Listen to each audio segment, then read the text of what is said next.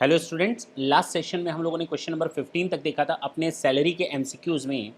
आज हम लोग क्वेश्चन नंबर 16 ऑनवर्ड्स चलेंगे। Again we are just going to solve 10 + 5 15 question. It means 1 to 30 question would be completed. Okay, now what is question number 16?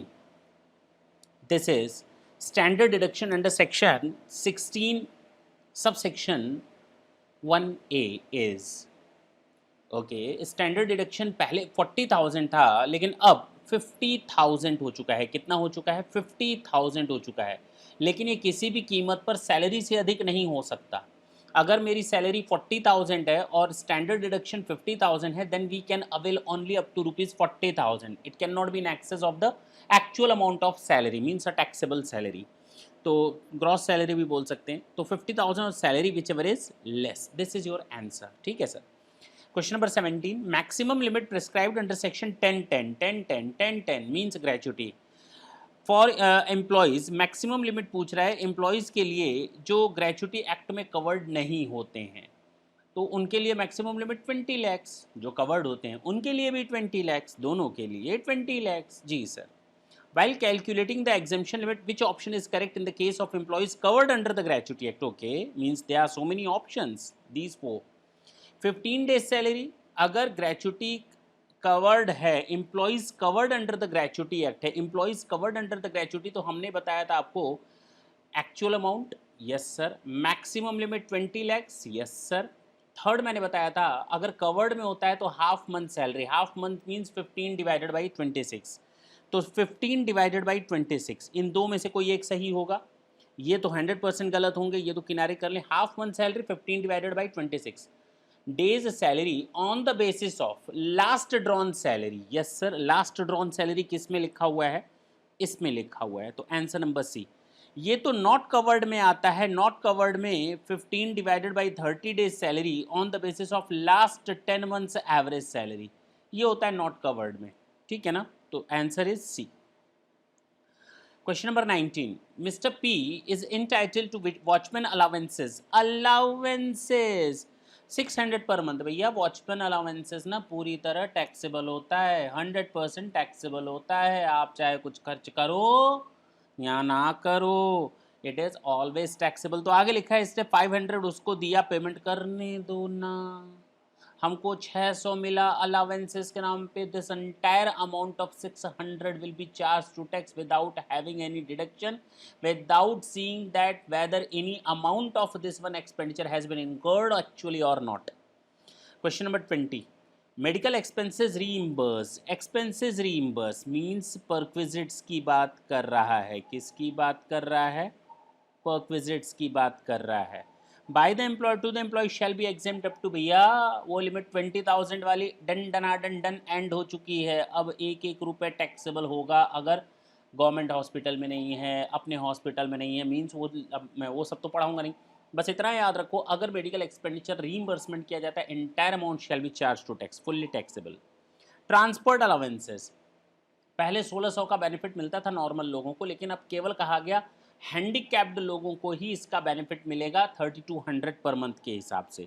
केवल handicapped employees को ही इसका benefit मिलेगा 3200 per month के हिसाब से। जी, तो transport allowances is exempt up to ₹3200 per month to handicapped employees only.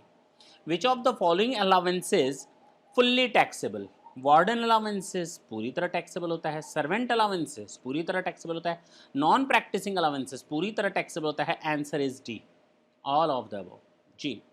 Recreational facility, recreational का मतलब होता है मैंने अपने किसी इंप्लॉय को बोला कि तू ऑडिट करता है, जरा जा बैंक ऑडिट भी करना है तेरे को, तू बैंक ऑडिट सीख करके आ। तो recreational facility, I am just going to provide him a different type of facility so that he can do its activity for mind business in a productive way. So this type of facilities are fully exempt. This type of facilities not allowances, facilities are fully exempt, recreational, जो कि मेरे ही business को ultimately फायदा देगा। Question number 24, uncommuted pension. Uncommuted pension received during the period of service. भैया चाहे gratuity हो चाहे अनकॉम्यूटेड पेंशन हो, अगर आप इनको during the tenure of service लेते हैं, ओ क्वेश्चन में दिया हुआ है ना कि ये हमारा गवर्नमेंट एम्प्लॉय है, सो व्हाट, क्या हो जाएगा, ये गवर्नमेंट एम्प्लॉय है तो माफ हो जाएगा ना। क्यों? क्योंकि ये during the tenure of service है, during the period of service है, that is why it shall be charge to tax fully. अगर ये आफ्टर रिटायरमेंट होता तो 100% एग्जेम्प्ट होता, 100% एग्जेम्प्ट होता गवर्नमेंट के केस में। ओके और दूसरी बात तो ये बोल रहा है ना, अनकॉम्यूटेड पेंशन मींस नॉर्मल पेंशन, ये भी ध्यान में रखना है, एक एक वर्ड इंपॉर्टेंट है।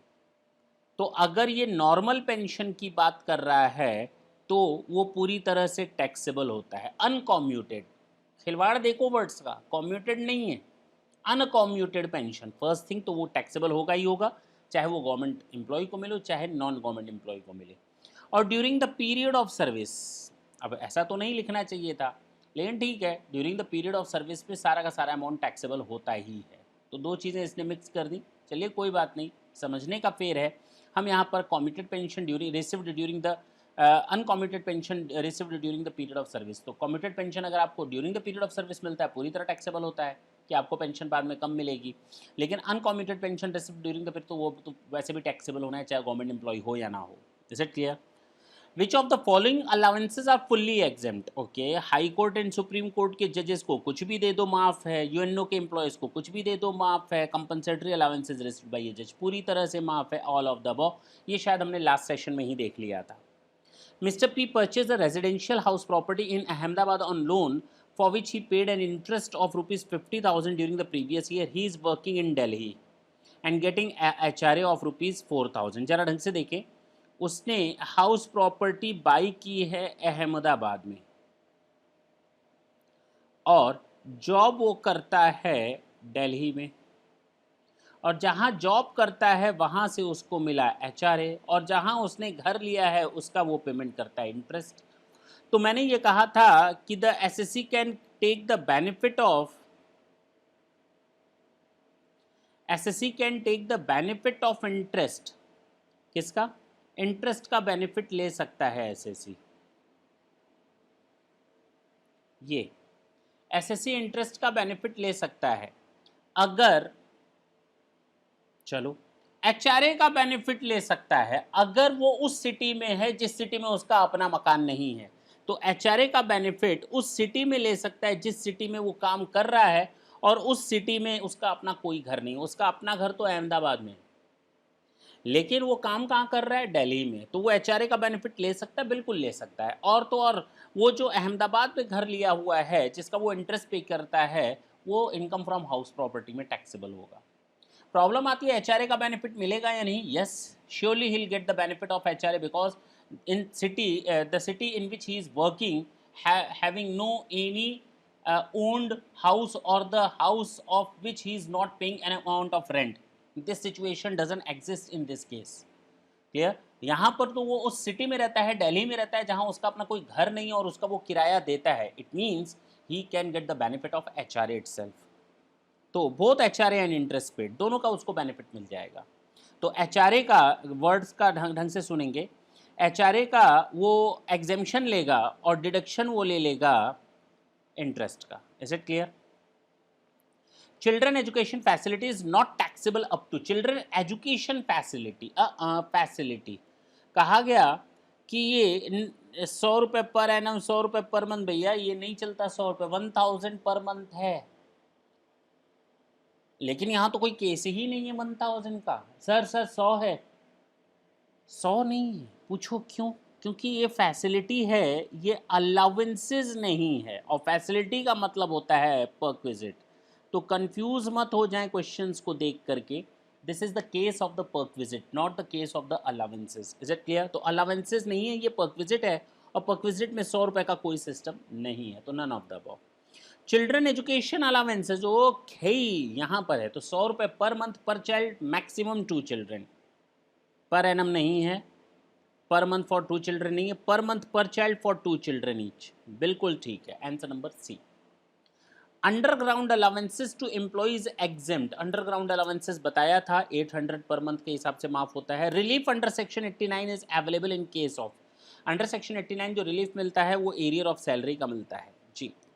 Amount received at the time of the retirement, गलत जवाब, बोथ अबव गलत, नन गलत, arrear of salary. That's it, this is the session for today. In the very next session will start from question number 31 to 45। Clear? Thank you बच्चों।